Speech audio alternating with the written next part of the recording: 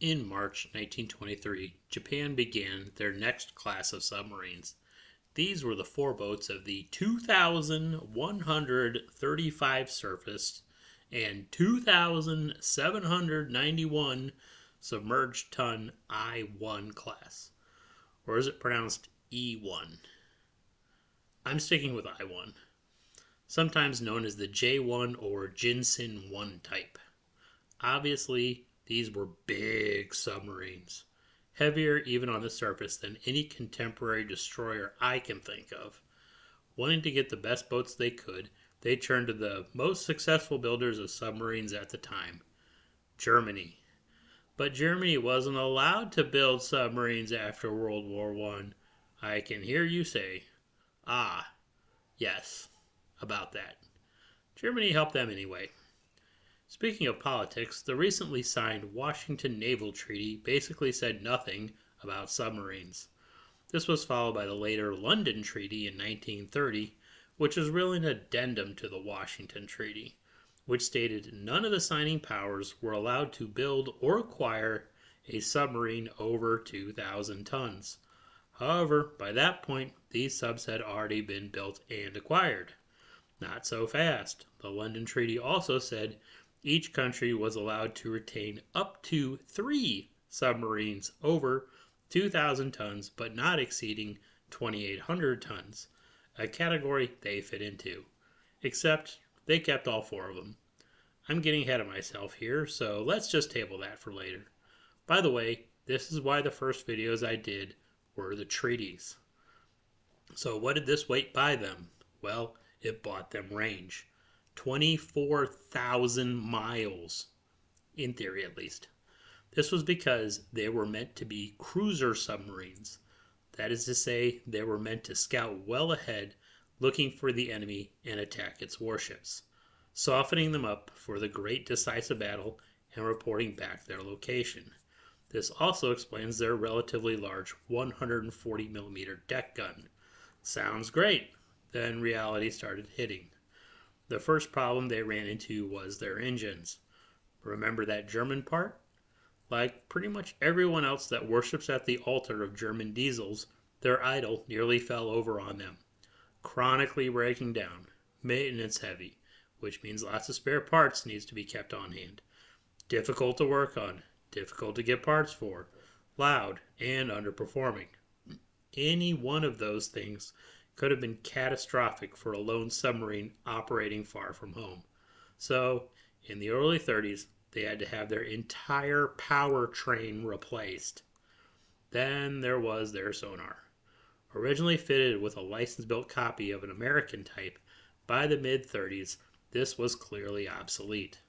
On top of that, getting parts from the US that was increasingly taking a dim view of their attempts to spread the rising sun was getting difficult.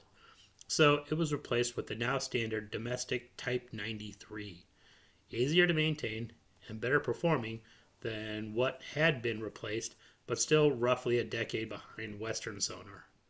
Then there was their size. Yes, it bought them a long range, but it came with the usual costs. They were slow to dive, hard to maneuver, and easy to detect. This was both submerged with active sonar and on the surface, especially once radar came into service. All in all, by the start of the war, their frontline status was getting questionable. Despite that, they soldiered on. When the need for running supplies by submarine came up, their great size made them easy choices. Much like the US's 3 big V classes. 2 were converted while the other 2 simply made do as they were.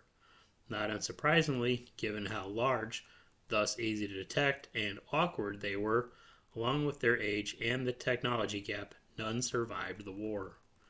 I-1 was started March 12, 1923, and completed March 10, 1926. I-2 was started August 6, 1923, and completed July 24, 1926. I-3 was started November 1, 1923, and completed November 30th, 1926. I-4 was started April 17th, 1926, and completed December 24th, 1929. Main armament was 6 forward and 2 aft 533mm torpedo tubes for 20 torpedoes. 2 open 140mm deck guns were mounted, one forward of the sail and one behind. Propulsion on the surface was provided by 2 diesel engines which produced 6,000 horsepower that ran through 2 propellers and recharged the batteries for a surface speed of 18 knots. While submerged, they used their batteries to power 2 motors which produced 2,600 horsepower for a top speed of 8 knots. Range on the surface was 24,500 nautical miles at 10 knots, and submerged they could do 60 nautical miles at 3 knots. Test diving depth was 80 meters.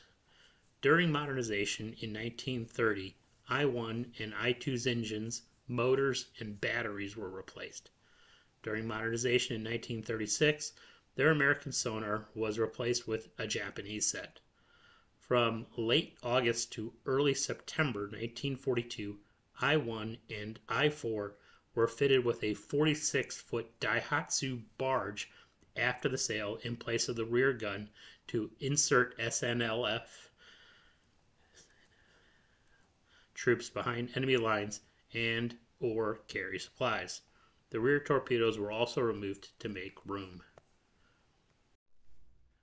I-1 started the war patrolling off Pearl Harbor, trying to catch any ship coming or going during or after the attack.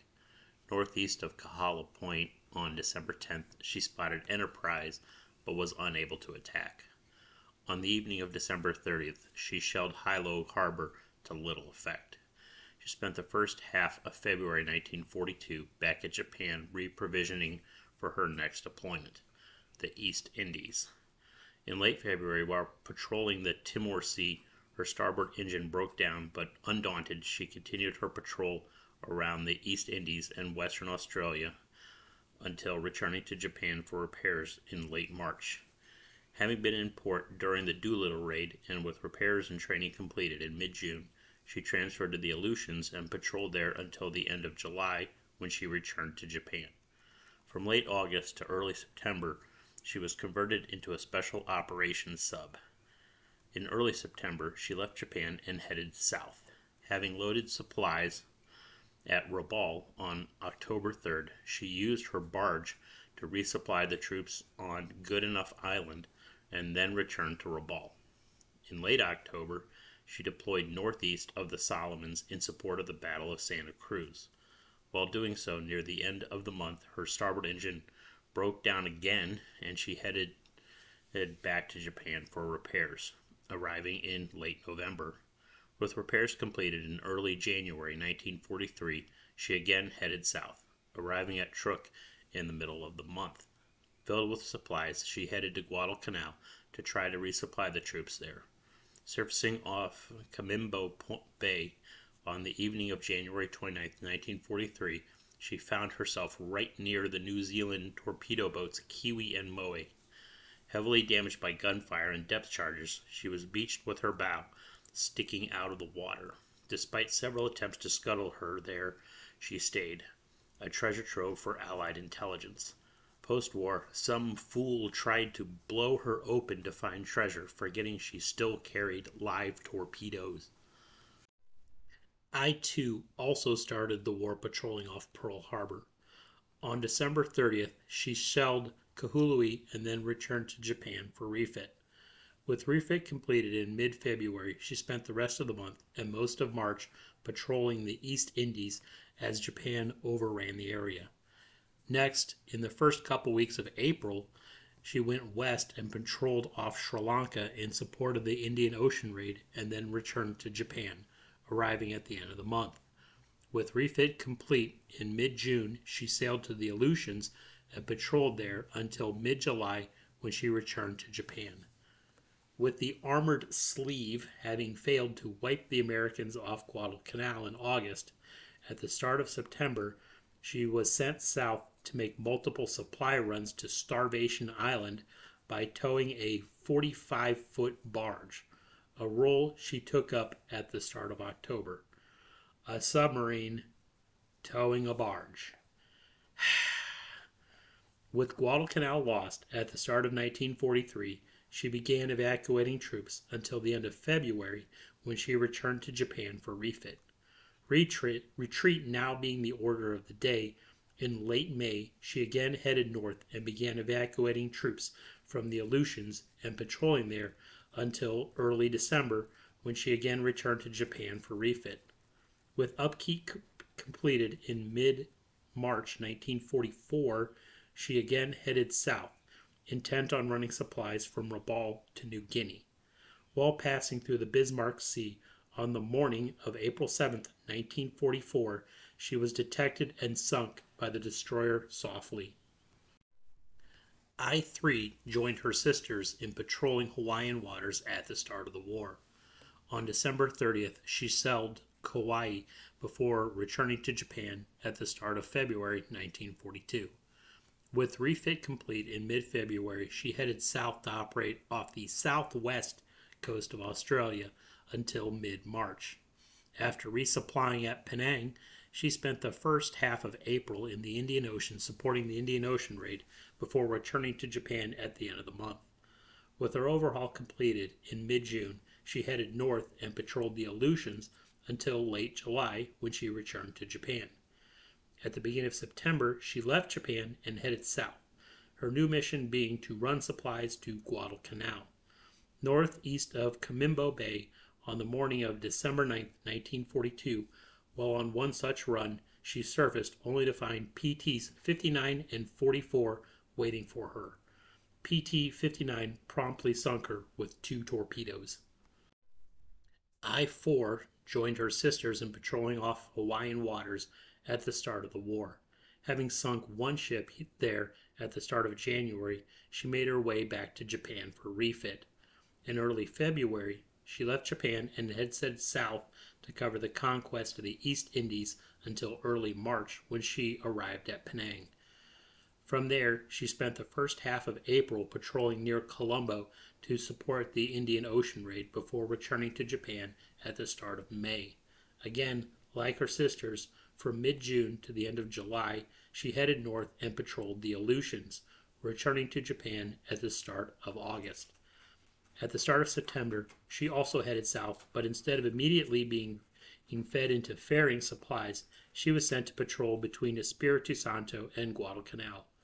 Eventually, though, at the start of November, she too was tasked with making multiple supply runs to Starvation Island during the time of the Big Death.